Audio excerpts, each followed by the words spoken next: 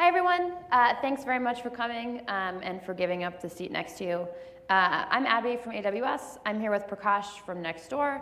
I'm going to talk really briefly at the beginning, and then I'm going to turn over to the part that I actually want to listen to, which is Prakash and not me, because they do some really cool stuff. So we will truck on really quickly through the intro part of this, and then we will turn it over to Prakash. So for those of you that aren't sure what session that you're in, we're working on building effective Docker images. So effective to me means as small as possible while still being easy to work with. So, and I always have someone that comes up to me afterwards. It's like, well, I can do this in 6 megabytes.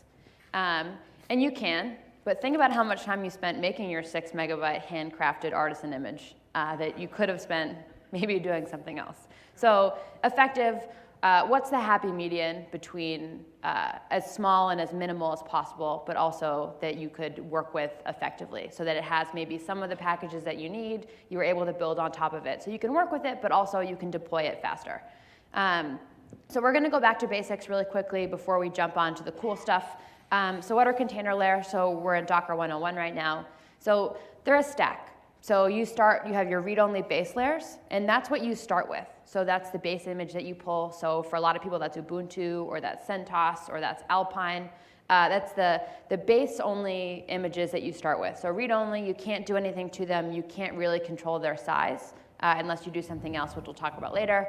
And on top of that, you get your really thin read-write layer. So anything you do during the container is added here. So any data that you pull, anything that you do, any packages that you install, those all go to that really thin read-write layer on top of your read-only base layer.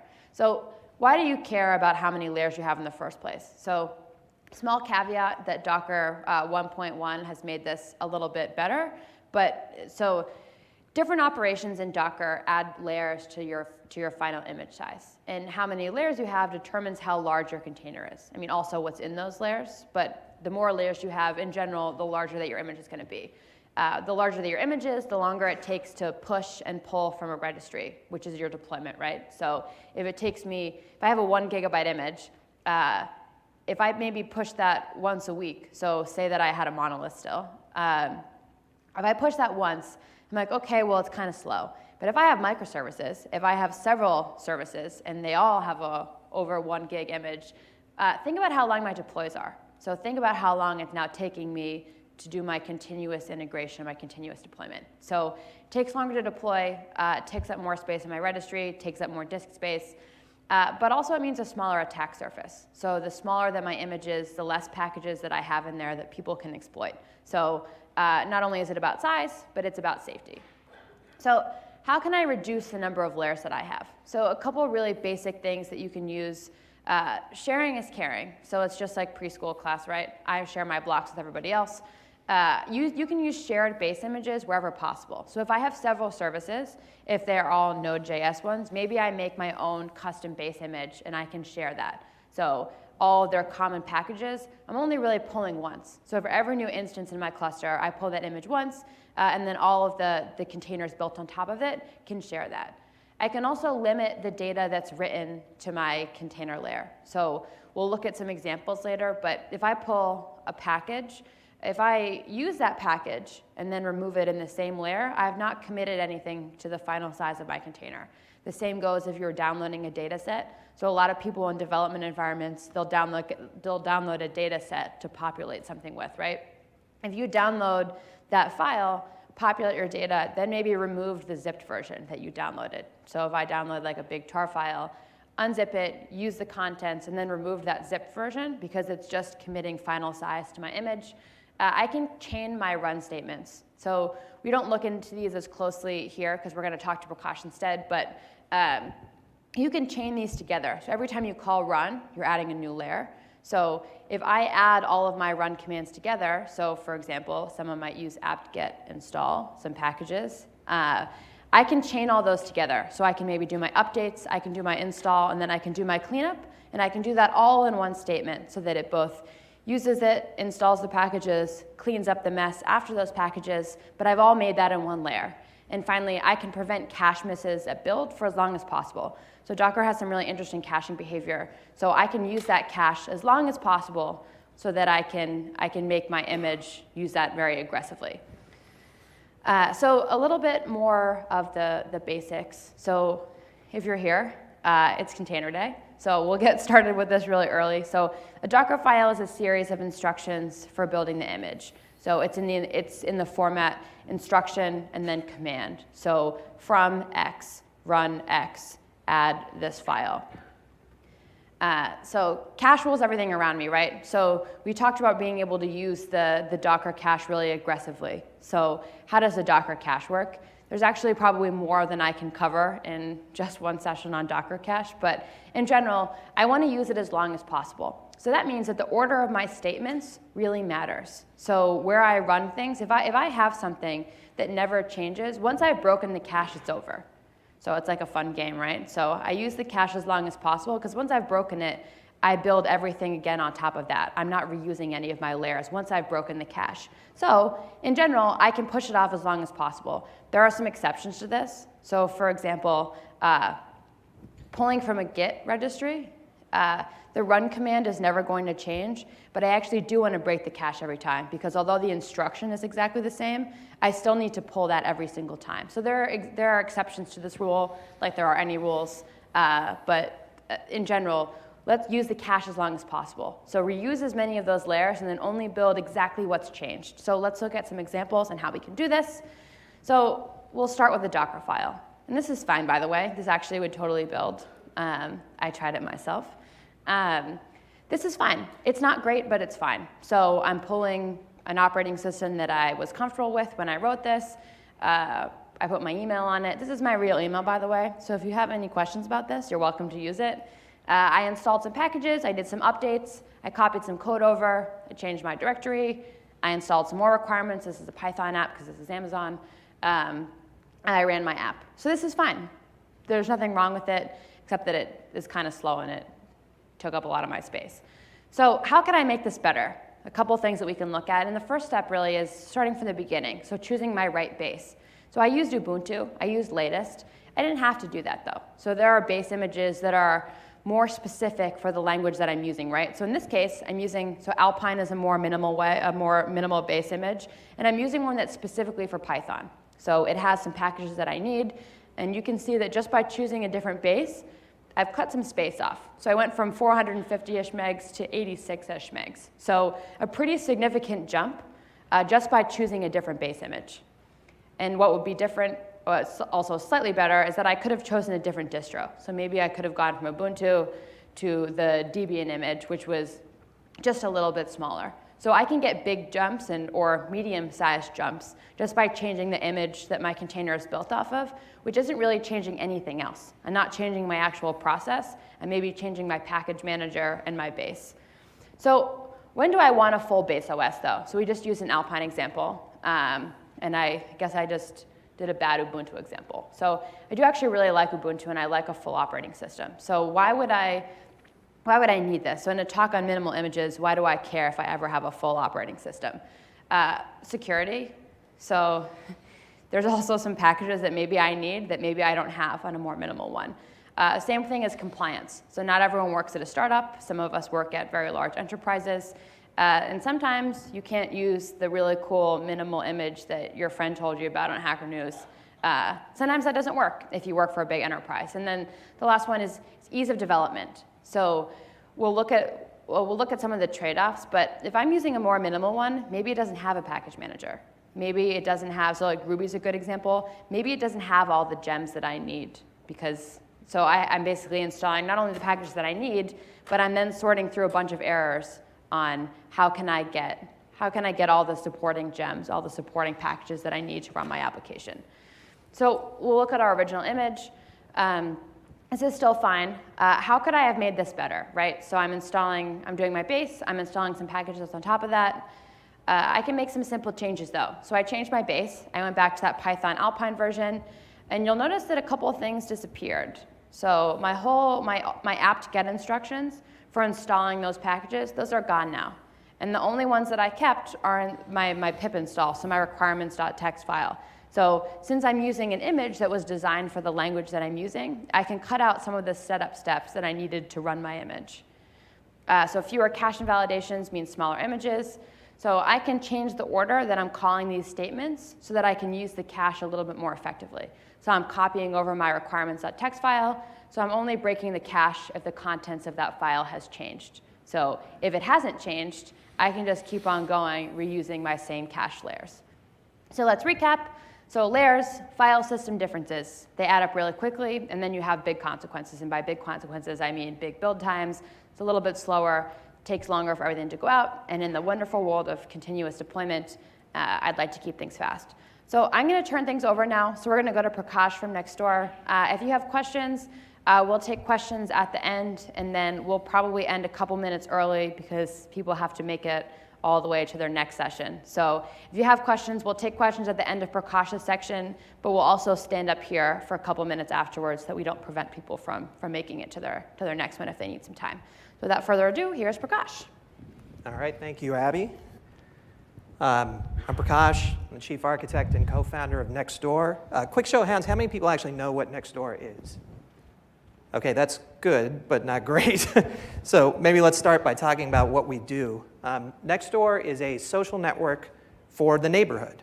And so when you think back to the time before the contemporary social networks like Facebook, Twitter, the original social network was the neighborhood. Like in real life, people would go talk to their neighbors. Imagine that, right? And so what we're trying to do is bring back a sense of community to the neighborhood through the use of a modern mechanism like this app. And it's in use now by over 80% of the neighborhoods in the United States. This includes use cases like finding lost pets, selling a used couch, reporting crime and safety issues. So if you haven't checked it out, check it out. We have apps and we have a website. So that's Nextdoor. Now, we actually started Nextdoor, like a lot of probably different entrepreneurs started their companies, with a giant monolithic application. And the giant monolith was a Django-based Python application. It's got a backend that's a PostgreSQL database. We didn't even have a cache. The whole thing ran on one machine. We would go into that machine and we would git pull, and that was basically the build and deploy process. That probably sounds familiar to folks. But over time, that obviously doesn't scale. And so we started to break up and decompose the monolith into a series of backend services that are written in Go. Ends up we chose Go because, number one, it's a very, very compact and terse language. Kind of felt like that's where the puck was going, so to speak, and so we were skating towards where the puck was going. And we've been really happy with this. We've been using Go for about 4 years. The really nice thing about building in Go, really though, is it's not a dynamic environment. You build a static binary and you ship the binary. So you kind of get back into the days of C++ development and those kinds of things where your asset that you're shipping around is just a single binary. So today I think we're going to spend more time talking about how we build and deploy our Python application, which is in a dynamic environment. It's got a bunch of dependencies, and it plays really well into some of the things that Abby was talking about. So again, in a dynamic environment, you've got a lot of dependencies. It starts with your base operating system. You've got a bunch of different packages on that base operating system, including things like OpenSSL, for us, libpq, which allows us to communicate with Postgres, and a bunch of other things, the Datadog agent, other kinds of tools that we use that we kind of think of as a systems layer. Then, of course, we have our Python runtime environment. How many folks use Python in production? OK. So in Python, obviously, there's a bunch of different packages that you want to install to get your app up and running. And it's really convenient. But with a large app like ours, we end up proliferating quite a few different dependencies. We use a lot of different open source software. And so in here are some examples. Of course, there's Django. We have a SendGrid client. We use Bodo. So a bunch of these different areas. And for us, this is probably the biggest amount of bulk in terms of our application. This is where most of the meat is. And then, of course, there's our source code.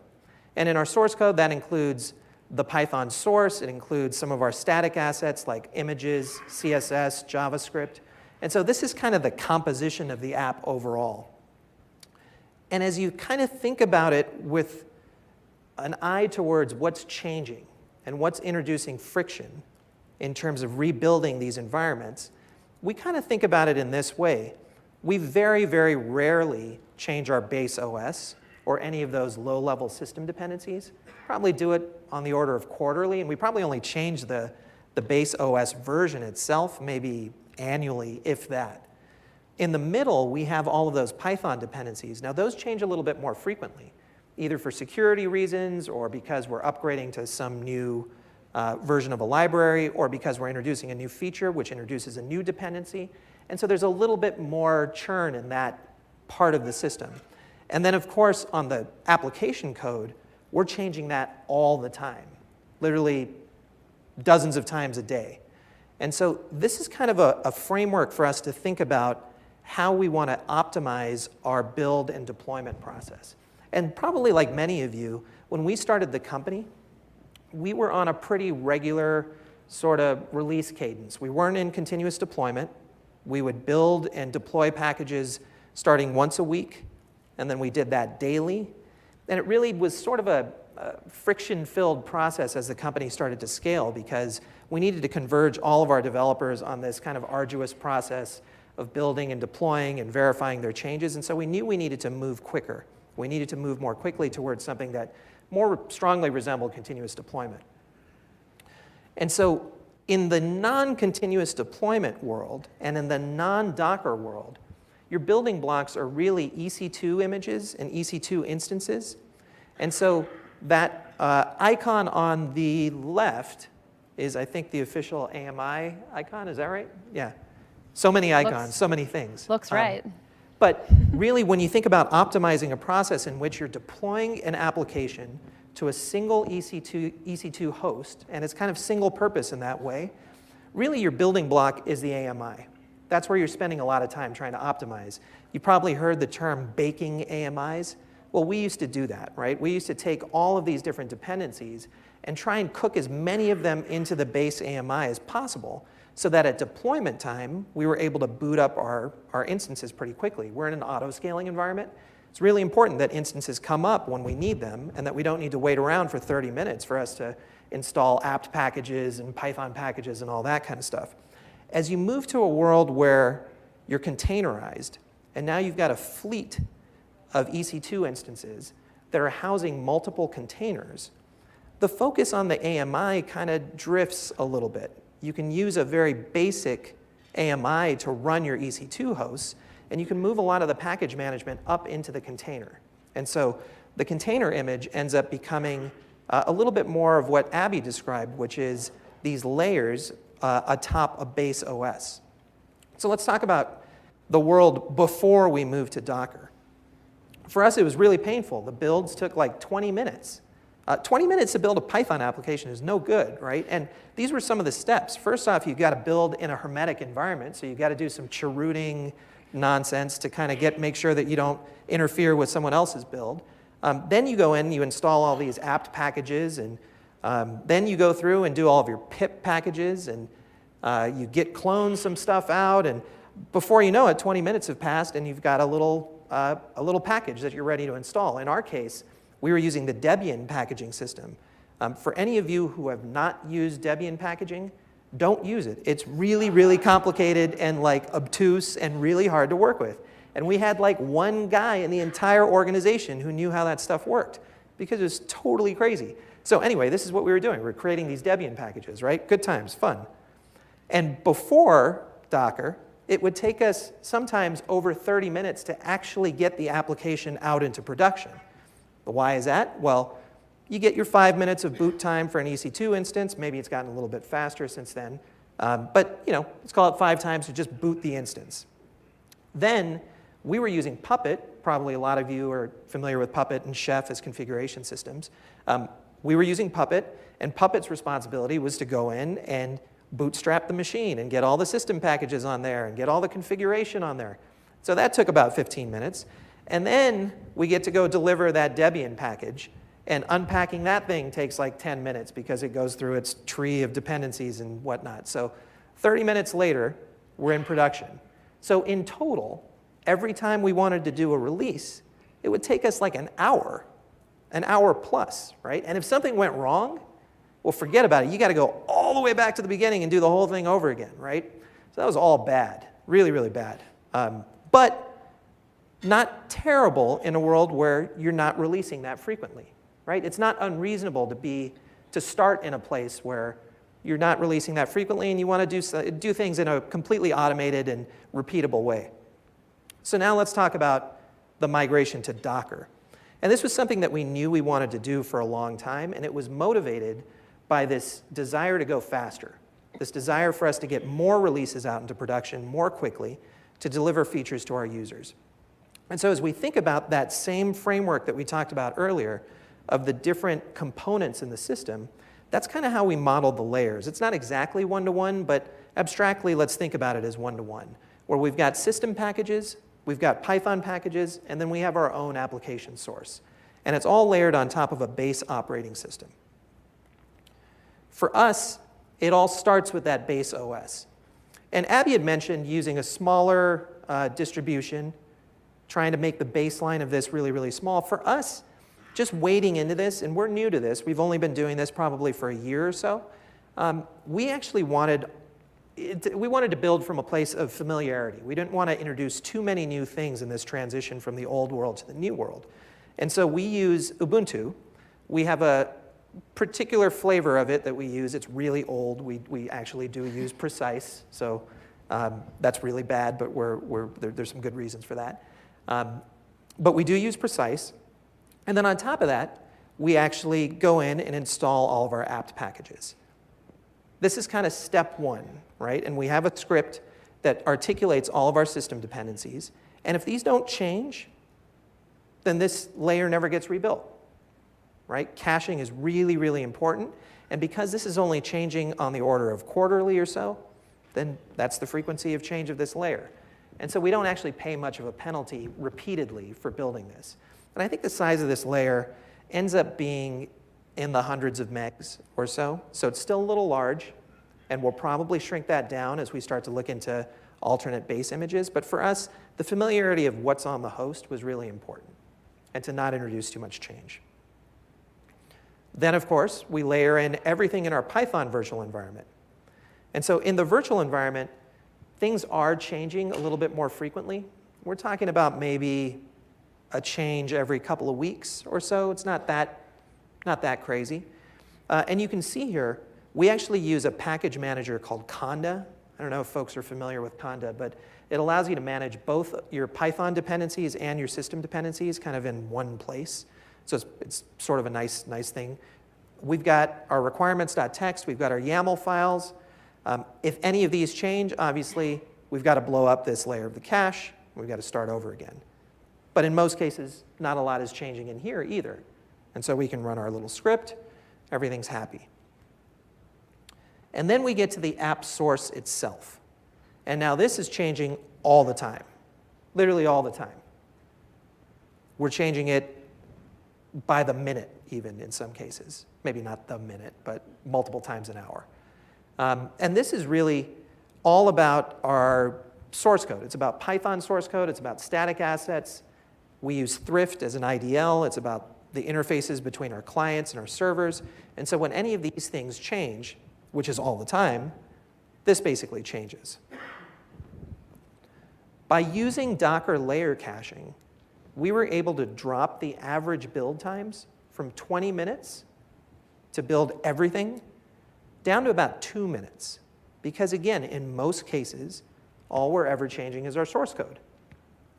Doesn't take very long to do a git pull and to check that stuff out and to compile some CSS or JavaScript. Not that big a deal. And we think we can go even faster than this. So going from 20 minutes to 2 minutes was a huge win. It improved our velocity on the build and cycle times to the point where we can now do even more upstream of our deployments. When you think about continuous integration and being able to run tests and to be able to test on every commit, this actually makes a big difference in being able to do some of that, because you're able to drop a container into a testing cluster, run those tests, and you can do that on every commit, and you can give developers feedback more quickly. So really, really important. And then as we think about the deployment side of things, even more wins. So in the old world, where we were actually going through and doing the whole process, booting an EC2 host, configuring it with Puppet, running all of those installation scripts, dropping our crazy-ass Debian package that we didn't know how to build onto these hosts. Instead, all we're doing now is pulling from the Docker registry, dropping that image onto some pre-booted hosts into a fleet of EC2 containers inside of ECS. We happen to use ECS, but if you're using something else like Kubernetes or Mesos or whatever, same general kind of stuff. And so for us, that actually dropped our deployment times to about 5 minutes. There's more in the deployment. We actually drop the containers onto the host. We transition traffic through load balancers. So you see a little bit of that here. But the time, just the raw time to ship something has gone down significantly. Now that being said, our image sizes are still pretty big. When you sum up everything, including that base OS, that chunky layer of Python dependencies in the middle, and then of course our source code, we're probably north of a gig, right? We're pretty big.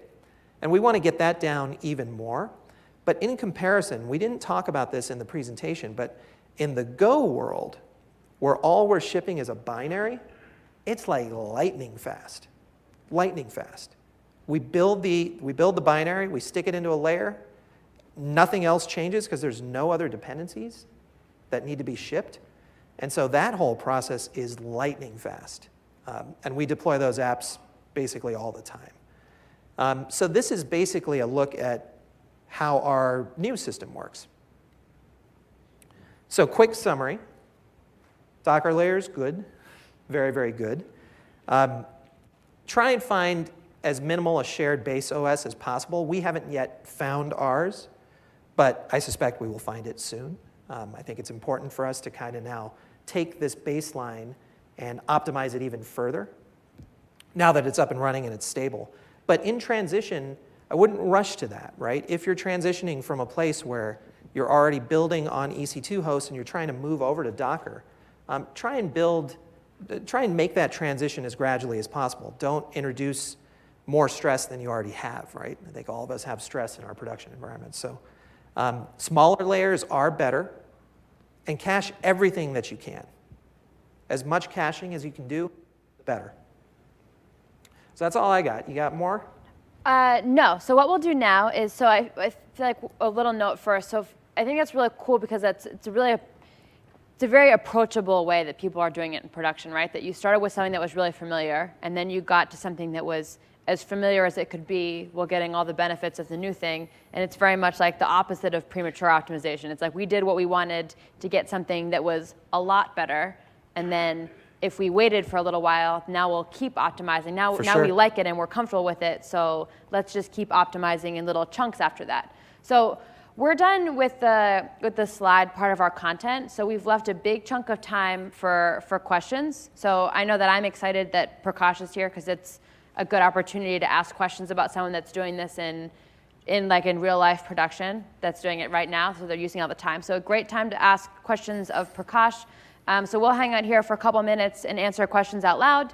And then we'll try to leave you guys with a couple minutes at the end to head to your next session, because I know everyone needs a little bit of extra reInvent travel time to get literally anywhere. I know that I have 7 hotels or something? I know that I have a half an hour to get from here to the Venetian at 2:30, and I'm not sure it's physically possible. So unless I can expense some sort of teleporter, I'm not really sure how I'll do it.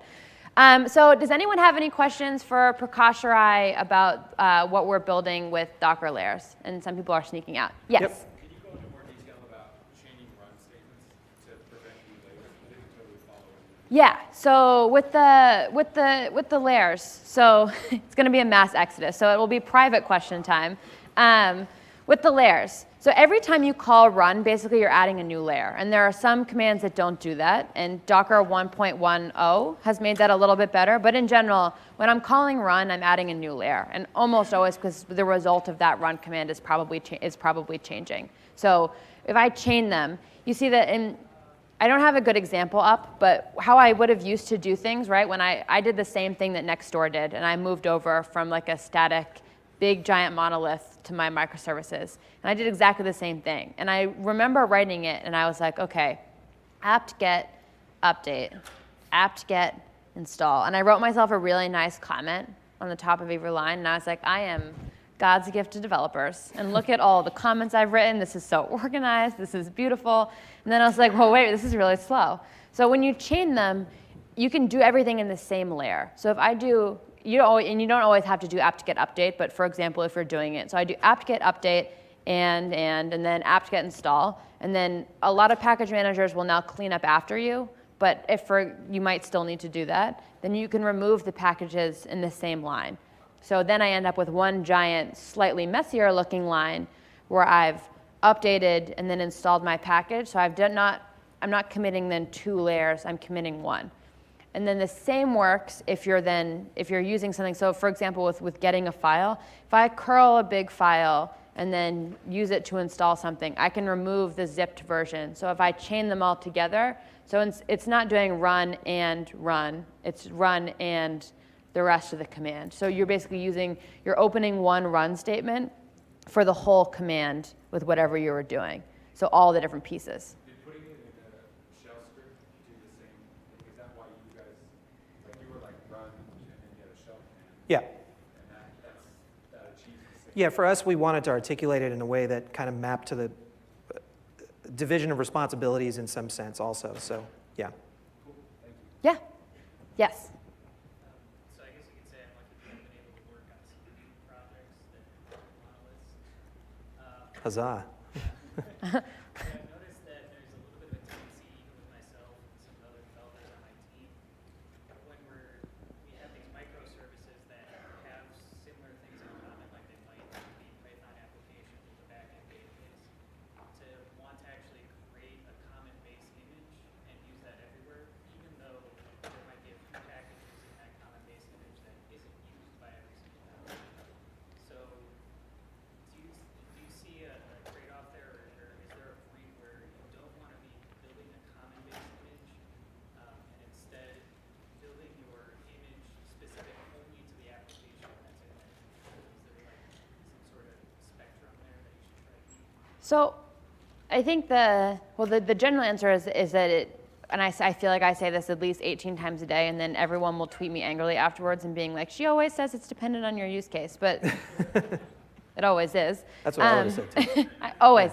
But where I used a shared base image before is that it didn't mean that this is a very streamlined example for our PowerPoint purposes, but in real life what it mostly looked like was that I had my shared base image, but it did not mean that I was not then installing one package on top of that I only needed for one, if it was like a especially space inefficient one. So I tend to use the base image. So say I have 10 Node.js services, and they all have like 6 packages that they all need. And you can see that Nextdoor is also using a custom base, that I install a bunch of the packages that I need. And then maybe I'm still installing some other ones in my setup. But what I found was that by having that, what my consequence was for having inefficient containers was that at some point, I also used ECS. I had no disk space, and I was on call for that, and that was an exciting night for me when I realized that I had literally no disk space. And Docker, I would say, behaves very poorly with no disk space. So what I found was that when Prakash is laughing at me because it was like the understatement of the century. Yeah. It surfaces as like a bunch of kernel errors, and I was like, what the hell is going on? My goal was to not run out of disk space also on the clusters itself. So I found that I gained more from having a shared base image, that I wasn't pulling many separate base images. I gained more from that quality of life-wise, and that in some cases, I then still did have an extra step installing those 2 packages later if I needed something extra that I didn't have in my base. But it took up much less space out of my cluster pool because what I really didn't want was the disk space problem. And when they all had their own base, I did run out of space, which is I think there's a broader kind of architectural way to think about it, which is how do you, in a polyglot type of environment like ours, where we've got some Go services and we've got some Python services, we actually run those all on one giant fleet of ECS hosts. The other way that we could have done this is we could have said, okay, well, there's like the Python ECS cluster, and you push some of the commonality as much as possible into the kind of host layer, and you move some of the differences up. And again, it depends, I think, a lot on the rate of change, right? That's when you come back to first principles about caching and optimizations and things, there's always a trade-off between some of that complexity and where you push that complexity and some of the operability of things. So I think there is a different way of thinking about it also that, is, for us, for example, to expound on the disk space issue, right? We have these giant machines, and we pack a bunch of different containers into those machines. That's one way to do it. Another way to do it is to run like little machines and run little workloads on those little machines and things. And so I really do think it depends on your use case and kind of where you're constrained. I think part of it too is that, like, so we just said that there's always trade-offs, right? So your trade-off, my trade-off was that I didn't like debugging kernel errors, which I thought was like a quality of life situation. But because people are running mixed workloads now, so I'm running some Python containers, some Go containers, some Node.js containers, and all the configuration now, at least for me, is boxed at the container layer. I do end up, in some cases, having to do a little bit of extra work that is not in my utopian Docker files for this presentation. I do end up maybe doing a little bit of configuration work, but in general, I've saved myself a ton of space by moving out a chunk of that to the base image. So still a little extra work, but yeah, for me was worth it. Yes? Can you explain how you configure the cache both using Docker? So I did not, so the way that the Docker cache behaves is part of Docker. So I didn't do much configuration for how the actual cache itself works. So that's behavior that comes as part of Docker. What I can do is I can kind of configure how I utilize the cache. So you can run some things with like the no cache flag if you never want it to use the cache. But in general, how I'm utilizing the cache is I'm sorting my statements so that I can push it off as long as possible. So if I have any setup that never changes, so I have different steps that do different amounts of setup, right? So if I have a couple that never change, right? Like a label or the name of my actual base, like stuff like that, I put first, and I keep as many layers possible so that Docker will recycle those layers. And then anything that I know changes every time, so for me and for Nextdoor, it's the application code, I put that as late as possible so that I did everything else that I could recycle. I did it first, and then I ended with the thing that I knew was going to change every time I rebuilt my container. So that's how I'm using the cache. But if you're looking for more specifics on how Docker itself caches things, I'd start with the documentation on there. They actually have a really nice section on how the cache itself behaves. But in general, there are some instructions that will add a new layer, and there are some that will not. So you can add those, you can chain those run statements together, which we did talk about. But Docker will use its cache until something basically tells it not to use the cache, or until it gets something that's changed. So for some things, it means that it caches based on the instruction itself. So like add X, like maybe it'll use the instruction itself. But then for some of them, it's the actual contents of the file. So if I'm adding a file, it will check the checksum of that file to see if the file itself has changed. So you definitely have to look at your individual instructions to see how the cache will behave, but keep the layers as long as possible if you want to utilize the cache. And Docker is very aggressive caching-wise. So there are some things like the Git repository thing where you tell it explicitly to stop caching.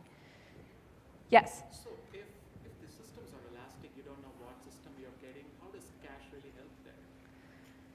If you do auto-scaling, or if the systems that the underlying host that you get is random, how does caching help there? On the first pull of something, it doesn't. Yeah. Is the really short answer. So the first time I pull something, there's no cache to utilize. Where it does help me is that I don't recycle my hosts as often anymore because my containers are what's being recycled. So if I have 10 Node.js services and they all have a shared base, the first time I pulled one of those services to the host, I have the base image, which makes the subsequent deploys for all of my following containers using that base image just a little bit faster. But the first time, there is no cache. Yes? So I've been playing a lot with deploying third-party applications with containers, and one of the first problems I run into is configuring the app itself after it's running. So, like for example, one I've used is RabbitMQ. It's like a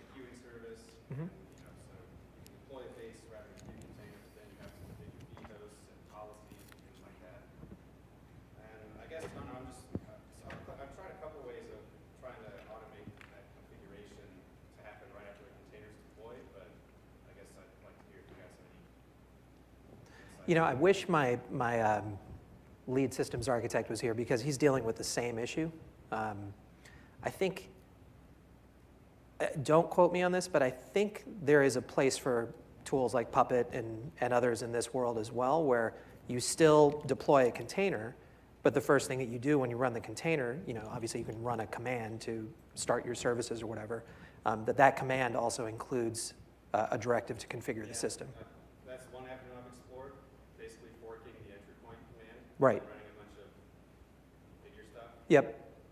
Or, you know, if it's a container, it probably has an API, so it's using some external thing to just run this script of API calls to figure it. Yep. I feel like there's probably infinite ways to do it. I was just Yeah, I mean, the entry point way was, I think, the way that we tried it. Yeah. One route we've taken is with EFS, like that we can share a volume across all of the hosts that are running that container. We place the configuration file there and then log them out for that configuration file. that's a good idea. Done that. We utilize like S3, so a similar pattern. So what we'll do is we'll drop like a environment variable inside of the Docker file that specifies where to get that configuration file from. So if runtime knows, hey, go grab that through S3. What's nice about that is we leverage IAM policies to deter requests. Yep. Yeah. So question and something to share too. Both are good. With the git command, you said that you have to specify not to use the cache in your Docker build file. Is that true? Docker no. You don't have to specify it necessarily in the build file, but for some Docker instructions, and this is, I don't think this is the only one, and they just changed things in 1.10, so I might be lying now, but I don't think I am. But for some instructions, it caches based on the instruction itself. So like pulling something, that since that instruction doesn't change, Docker will use the cache. I don't know if they fixed this yet. Hopefully they have. But for some of them, for like if pulling from Git, the instruction is always the same. I don't change my repository URL that I get from. So I have to tell it not to use the cache because otherwise it won't go and check. I have updates with a static URL. Is there a flag you have to specify in the Docker build file? There's a no cache flag. Yeah, it's no cache. That's at the CLI level, not in the Docker build file, right? Yes, that is at the CLI level. Yeah. The other thing I Go ahead. noticed is that if you're adding a lot of things, and you're chaining your commands together, or you're adding 20 packages, sometimes it's helpful to make sure that the package list itself is sorted. Yes. You sometimes find yourself, doing another Docker build and adding basically the same packages, but you wrote them in a different order. And Yeah. you find that you could have just used an image from the other instruction with the order. I think that's. Hey, it's all about ordering. I think right? it's mean, it's like words to live by for a lot of stuff, right? So order the statements themselves, but also a little bit of organization goes a long way because that's not even a Docker cache thing. That's a humans sharing information thing. So and maybe I write my package list in a different order than Prakash does, but we're using the same stuff. How do we know? So Yeah. if everyone, that's when you end up being like, okay, well, across all the engineering teams, we live in this beautiful world of everyone doing their own little teams now, and that's awesome. But what if we still occasionally had some standards like alphabetizing a package list? I think is really common. And if everyone alphabetizes their own package lists, then we all can share cache, and that's That actually, I think, is one of the reasons that we went with this option of like using scripts, because the scripts are under version control. They're kind of like centrally managed, and so we can enforce that through code review at the time that someone modifies a script. So I thought what was really cool about the script option too was that wasn't even a new way of doing things. You could have used a lot of the same scripts that you used before you moved to the Docker containers, and you're just calling them from somewhere else now. So new learning curve wise made it much easier on yourself because you can just call the same scripts. yeah, from it was from totally a Docker about container. that Yeah. to begin with. We just found that as a good side benefit. I think it's a nice thing to look at for people too that are like, ooh, it's too hard, or Right. we'll all have to learn something new. It's like, well, actually, they learned half the new things the first time and took the things that they were familiar with and then used all the, like it's we not were too just hard happy for to get anyone. out of Debian packaging. Let me just tell you, that was. That was actually, it was really funny when you said that. Yeah, it's awful. So there is kind of a trick you can play on the Docker file to I love give tricks. you run line level caching, which is to set an environment variable equals and then shell out to something like date that will constantly be changing. Oh, yeah. Yeah. True. Defeats the Yep. Docker container's ability to cache that run line. Yes. Yep. So actually, I feel like next time I wanna change it around because every time I give this talk, people have cool stuff like that, or they have like a cool flag that no one else knew about. So yeah, nope. You can definitely call out just something that changes. I think people do that a lot for file names, also. That they name it something They where they hash went it and or got the something, date, yeah. and then they hash it, and then it always changes. Yeah. I just wanted to say, if anyone's still using Debian's own stuff to build devs or Red Hat stuff to build on VMs, check out FPM. It stands for F in Package Manager. It does everything Red Hat and Debian package stuff do with one command. And the maintainer says if there's anything it can't do, file a bug. Huh. FPM? FPM, yes. Okay. It'll do RPM, dev, and other packages. You can go tell that one guy that knew how your Debian packages He's here. I'll go work. find him, but I'm not sure he wants to hear about it. Yeah. He's like, oh, Debian, no.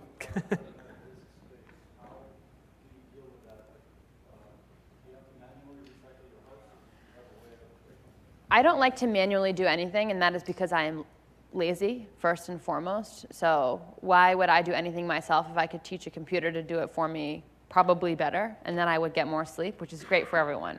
So how I did it, so I auto-scaled at 2 levels, right, in ECS. So I would say that my first guiding principle of ECS, right, was that I did not want to debug things like kernel errors. So rather than debug that, I just kill it.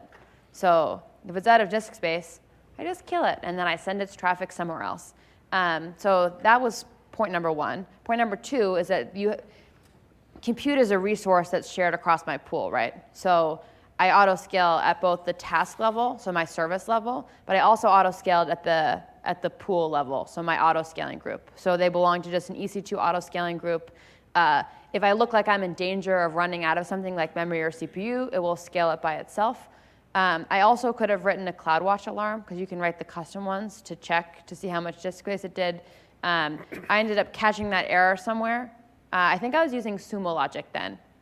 So I basically shoved, I had a problem when I first started using Docker. Apparently this is a complicated story. That I started using Docker where I was so bad at writing some of them that they would fail before I had any time to get any logs. So I sent everything to var log messages, which is always happily running for me to catch all of my errors. So I did that, and I ended up looking for that error message because when it first ran out of disk space, Docker surfaces it as a kernel error, which is basically like freaking out because it doesn't have any space, but it's not obvious that that's what it is, and hopefully they've made the error message better. So my process for finding that out was that I ended up catching that error to look for it because Docker ended up warning me before my instance was warning me, even though it was a non-obvious error message. So that's how I was flagging myself, because I got an earlier warning that way, but I killed them.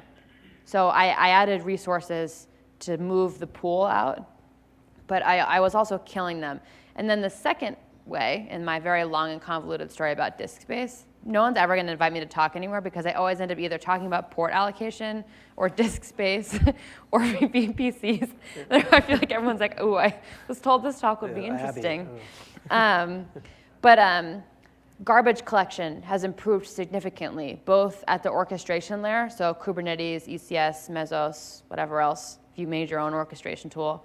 It's improved a lot, but I also was running a third party to garbage collect because my disk space wasn't always about the running containers. It was that I had deployed so often and so frequently with non-efficient containers that all of the extra trash from my previous containers was taking up all of my resources.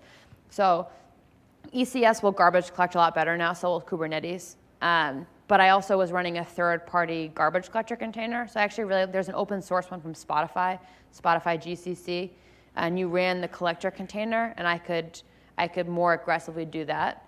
I also very aggressively rotated logs to get rid of disk space also, because since it was a new technology, I was creating so much logs trying to make sure that I was running a new infrastructure efficiently, that I was being a little extra cautious.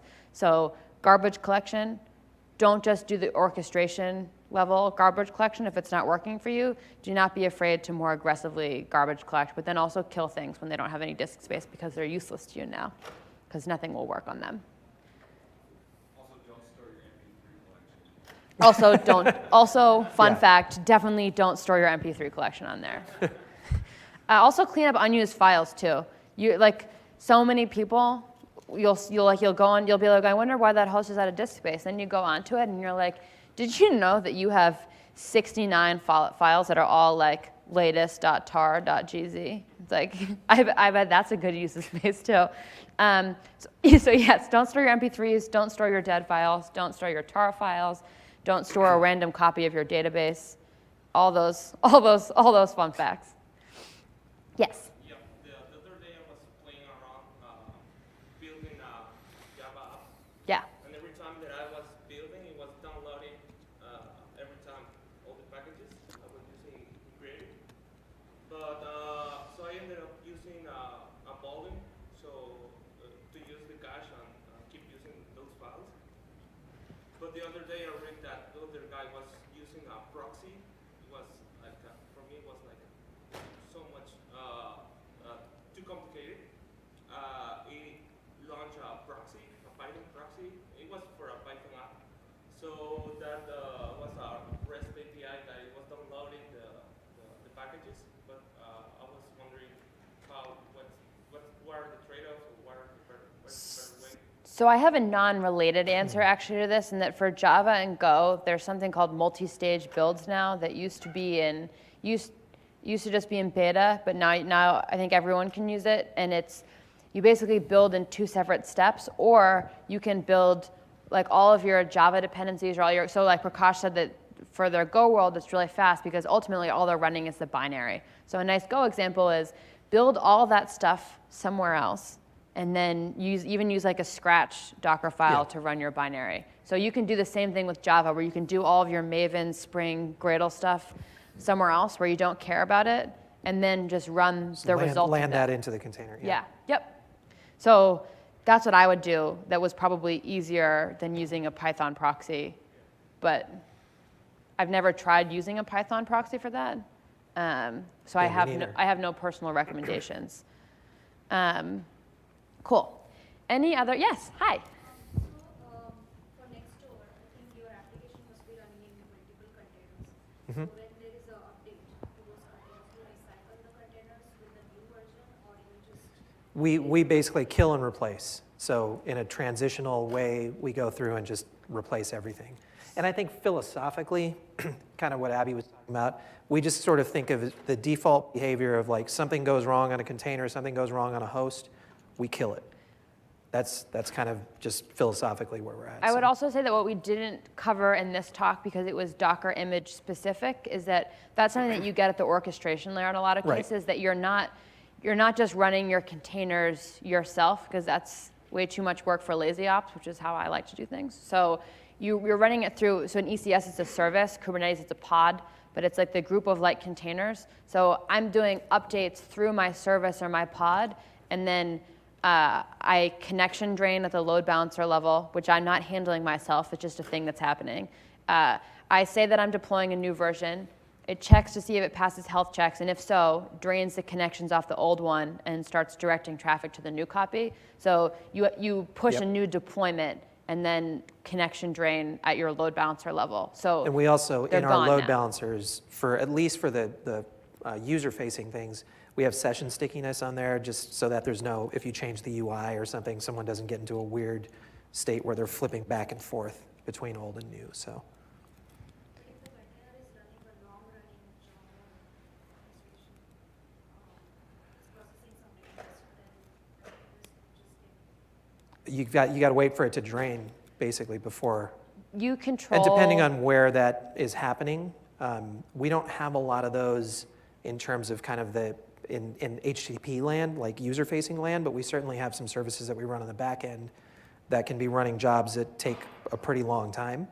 and you can't cycle out that container until that process is done. And you control that threshold at That's the right. load balancer level. So you can set the connection draining timeout, which is how long it will wait for that connection to wrap up gracefully before it kills it. And then you get 2 warnings at your load balancer level, right? You get sig term, and then it will wait to gracefully wrap up what's happening, so the process that's running, and then you get sig kill. So it will try, though, if your application is handling things properly, you'll get the connection draining, but then you'll also get sig term, which is its warning to say, please clean yourself up nicely, and then it won't kill it until you get sig kill. And there's a couple, just because you were asking about long-running things, there's a couple of things that are a little bit weird depending on what language you're using, but if you're in an I/O type of situation, sometimes the signal handlers don't get heard depending on what language you're using, so you got to be a little bit careful there also. So. We are using Golang, but on the backend we have some jobs which are long running. Okay. Should be fine in Go. I think it's fine. I would Yeah. my general caveat here is that if you have a behavior where it's a very long running job and you want to, you know that you need to have it. There's no I generally say that with containers, I write things to handle them so that if I can keep track of basically what happened if my job gets killed, because I don't write the containers thinking that they're going to be along that often, so I don't usually handle state in them. I don't assume that they'll be around. So make sure that you're writing. Well, same with the underlying hosts Yeah. too, because the hosts themselves are ephemeral, right? They could go out from under you. So. Make sure you can handle things like receiving the shutdown signals, receiving sig term, receiving sig kill. Make sure that you can handle that there's logic then. If you know that your process is really important and that it does not save state anywhere, that it has to complete itself with the same connection, make sure that you add some logic in there to account for that if that's really important to you. Yep. Okay. Oh, you. Sorry.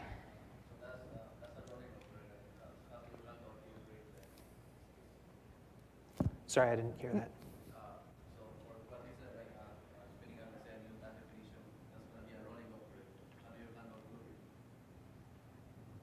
So assuming that I can hear you, so I didn't hear. He's saying that doing it through if I'm correct, so correct me if I'm wrong. So doing it at the task service level in ECS is a rolling update and not a blue-green update. How would you handle blue-green? I have always done blue-green or whatever colors people are using nowadays. We used to call it red-black. Yeah, which is more exciting, I think. It sounds way more drastic. I always did that at the DNS level, and I would switch, but I don't. This is a personal thing. I tend to not do the blue-green ones, but I've never had an application that needed it. There's a reference architecture, I'm pretty sure, on AWS Labs about blue-green deployments that will go in.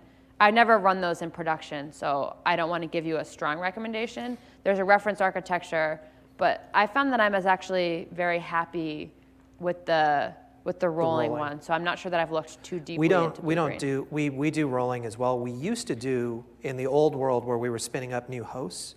We definitely did kind of the blue-green or red-black or whatever. Yeah. And in that case, yeah, you transition traffic through load balancers or through DNS.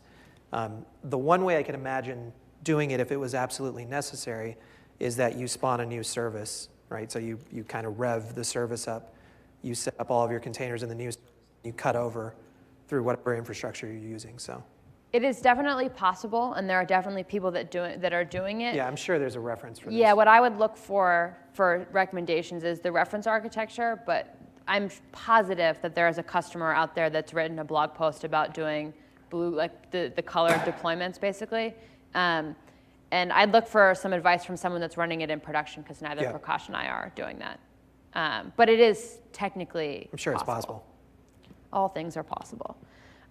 Okay, so we are going to get kicked out any second. If you have any questions other than that, Prakash and I are both around, so feel free to stop us or say hi. Thank you all for joining us and participating in informal guys. question time. Yay. Yay.